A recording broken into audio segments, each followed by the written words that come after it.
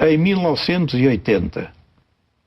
Sim. Aquilo não é linha verde. Em 1980, em 1990... Em 2000 e em 2010. Bom, nós na extrema-direita temos o quê? Dinamarca, Holanda, o que é que está aí? Do lado direito está a Holanda, o último país é a Holanda, o penúltimo é a Suécia, o antepenúltimo é a Dinamarca, e depois a Itália, a Finlândia, França, a Alemanha, a Grécia, a Espanha e Portugal. São países com políticas sociais muito ricas, mas têm cobrança de impostos que sustenta. Quer dizer, nós aqui estamos estrangulados de impostos e é quase tudo para aquilo. Sim. É para mostrar que há aí uns fantasistas e umas fantasistas que andam aí pela televisão que dizem, não, mas lá fora não sei quantos por cento do PIB e tal. É assim, o dinheiro que o Estado tem é o das contribuições de impostos. Aqui 88% em 2010 foram para despesas sociais. Na Holanda foram 60%, na Suécia foram 60%, na Dinamarca foram 70%. A Itália até nem está nada mal. Não, está uma gestão surpreendente. Pois é. Surpreendente. Andamos sempre a falar mal da Itália. A Espanha está quase como nós, está com 80%. A Grécia neste gráfico até está melhor que nós. Pois, enfim, não foi cunha nenhuma. Isto foram os números que eu colhi. Bom, portanto, isto para mostrar o quê? Já agora há um outro gráfico que eu creio que é importante, que é... É o 8? Olha, é esse. É as taxas de crescimento médio anual por períodos. É esse que número, Judite? É o 8. É o que tem as barras vermelha, azul e amarela. Primeiramente. Este gráfico 8 pretende mostrar como é que a economia se comportou entre 90 e 2000 e entre 2000 e 2010. A economia está representada a vermelho. Sim. Quer dizer, a economia entre 90 e 2000 cresceu à média 3% ao ano. Mas as despesas sociais cresceram a 7,8%. Sim. E as pensões a 8,8%. Bom, isto só uma gestão de gente louca. Como é evidente, como a economia cresce 3, as pensões crescem 9, isto não tem solução. Pois, contavam-se sempre com o dinheiro emprestado. Bom, exatamente, e agora estamos como estamos. Na última década, 2000, 2010, a economia cresceu a 0,6. As despesas sociais cresceram 3,8, suponho. 3,5. 3,5. E as pensões?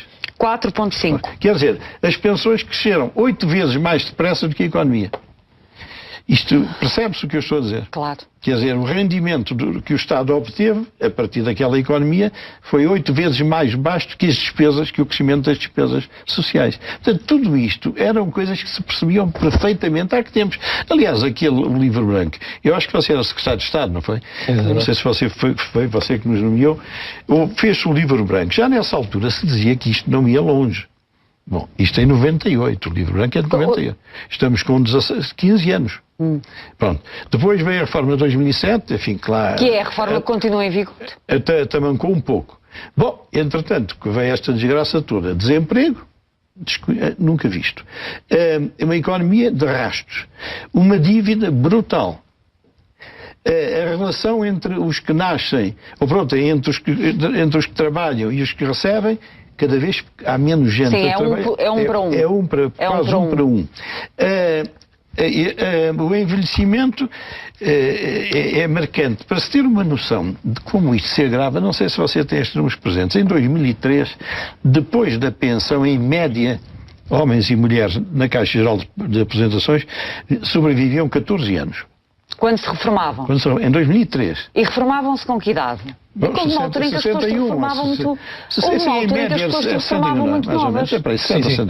Bom, sabe quanto é que as pessoas felizmente sobrevivem em 2012 depois de se reformarem? Uns 30? Não, também. Já estávamos todos mortos. 18. Quer dizer, numa década, há 4 anos mais... Eu já estava a contar que íamos viver todos até aos 100 anos. Era bom isso. Mas em 10 anos, praticamente em 9 anos, as pessoas sobrevivem em média mais 4 anos. Portanto, é preciso arranjar dinheiro para mais 4 anos. Exato. Quer dizer, há menos gente a trabalhar, há mais gente a receber, aqueles que trabalham recebem menos do que recebiam, o Estado, em vez de ter as despesas que devia ter, tem umas despesas com juros e dívidas, etc. Quer dizer, isto está tudo carcomido. Isto é uma coisa que sobrevive... E o que é que se diz às pessoas? Diz a verdade, com certeza. Mas diz-te o quê? Olha, você tem uma pensão de 400 euros, vai ter que ter 300. Em vez de estarem a sustentar uns programas em que vêm umas pessoas que não sabem fazer contas nenhumas disto, dizem, não, isto é direito adquirido, porque ao seguinte, a gente não prescinde de nada. Eu há dias vi um programa em que uma pessoa dizia, não, aqui nas pensões nem se toca. Quem é que dizia? Onde é que isso Não vou, isso é desagradável. Sim. Bom, e depois, nem na saúde, nem na educação. A pessoa dispunha das políticas de saúde e educação e alguém que sabia o que estava a dizer disse, bom, mas é que não há dinheiro para isso tudo. Não, mas é que isso tem que haver, Então, se há para os bancos, bom, os bancos é este malfadado BPN, agora mais não sei o quê, que é aquilo que o Estado paga uma vez. Aqui não é brutalidade, é um problema criminal. Sim, claro. Mas são 5 mil. E isto é todos os anos. Isto é todos os anos, quando as pessoas vêm que resolvem com os bancos, também foi uma tragédia, uma coisa lamentável. Mas isso é uma vez. Isto é todos os anos. Porque é o seguinte, a opinião pública não pode formar uma opinião minimamente consistente perante isto. Porque os dados que são fornecidos não são dados, digamos, da vida real. Mas a ideia que se tem é que estamos perante um problema insolúvel. Porque se houvesse uma luz ao fundo do túnel, provavelmente a reforma que está em vigor, que é a reforma de Vieira da Silva, já teria... Não é? Não. Já não é essa? Há aí um estudo, agora não sei se já viu o estudo da PFIF. Mas são esses princípios que continuam em vigor, não é? Do ponto de vista legal, sim. Do ponto de vista legal são esses. Bom, mas vamos lá ver, essa reforma o que é que introduziu? Introduziu coisas importantes como o fator de sustentabilidade. O fator de sustentabilidade, a questão da longevidade. O fator de sustentabilidade tem um problema na sua gênese, que é só faz o ajustamento à demografia. Quer dizer, leva em conta o progresso das coisas de vida. Sim, vivemos mais não faz o ajustamento à economia. Conforme. Claro. Nem à dívida. Nem à dívida, mas à economia. É logo um problema. Por exemplo, os espanhóis estão mais atrasados, mas eu vi há pouco tempo agora um documento, uma comissão que está a estudar a introdução de um fator de sustentabilidade e já não estão a cometer esse erro, já aprenderam. Até porque é que nós não mexemos nisso? Bom, a questão está em cima da mesa. Mas nós vamos mexer nisso como? Para o futuro é sempre possível, mas o efeito é, apesar de tudo, menor. O problema está já no passado, porque como não foi aplicado,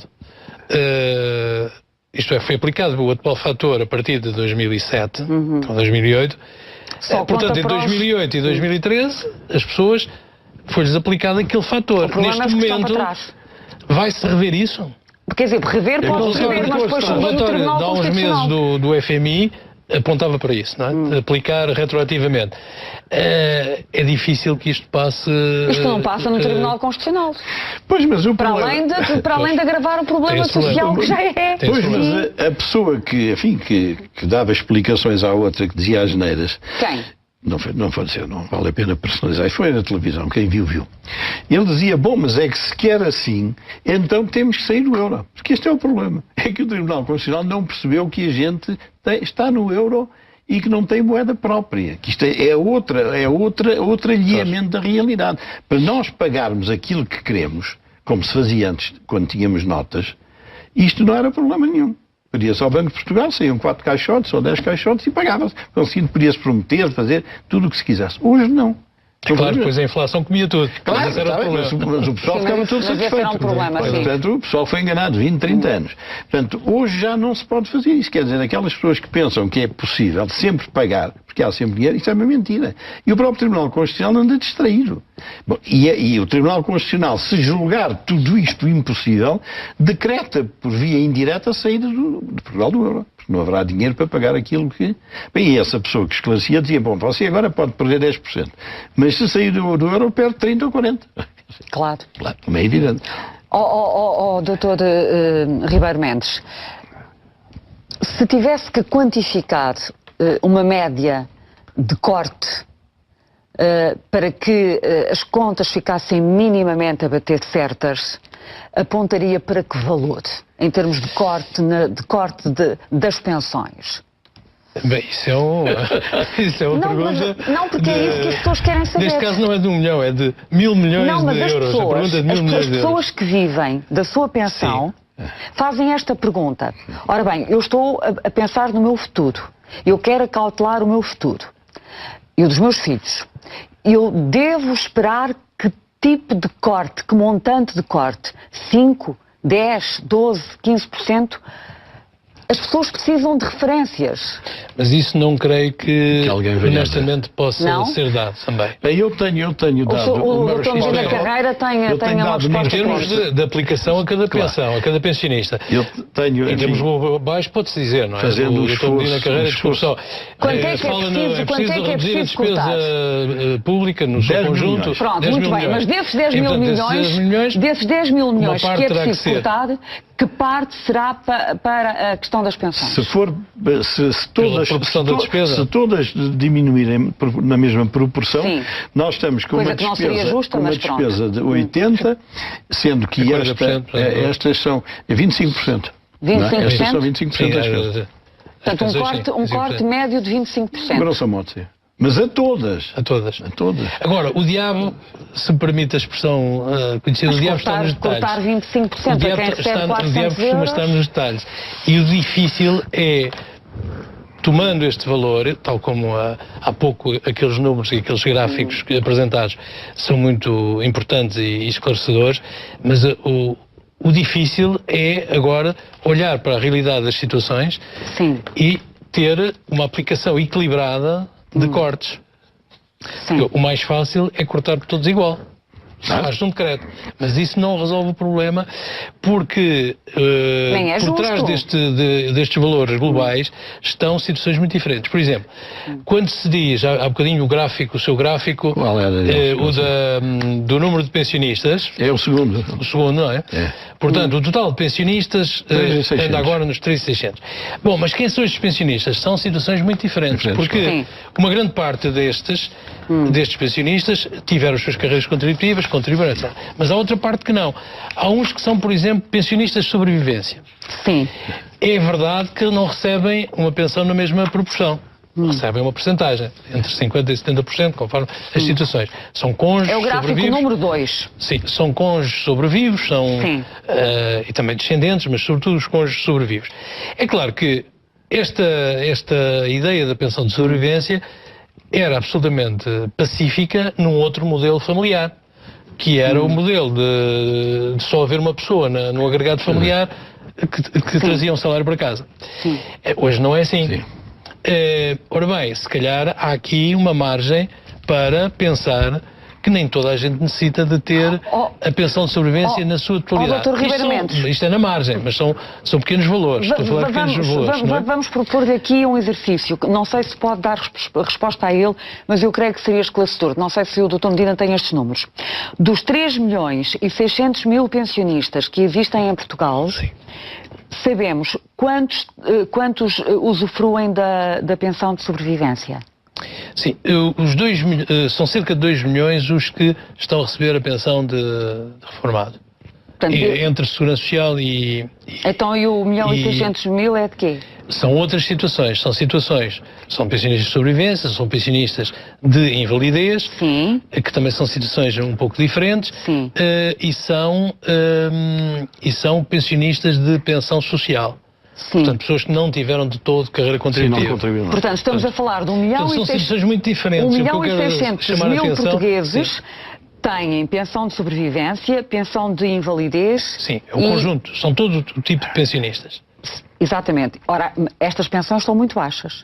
Essas são baixas, mas essas são percentagem são uma fração da pensão que o falecido tinha direito, ou a falecida, não é, que deixou os seus descendentes, ou o cônjuge sobrevive, ou são pensões muito reduzidas, são pensão social, chamada pensão social. A questão política que se coloca é, Dr. Medina, mexe-se nestas ou não se pode mexer nestas? Judite, não creio que, dada a variedade de situações, valha a pena criarmos uma regra geral. Aquilo que eu creio que se pode dizer com segurança é que isto já devia ter sido mexido há 15 anos, pelo menos.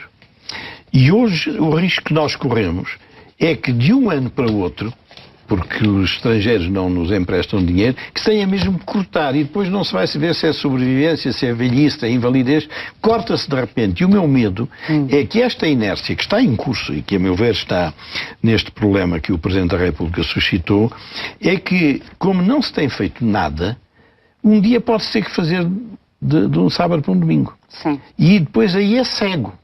É cortar os 25% por igual a todos. É um caminhão que desarvora na estrada e leva tudo à frente, não é?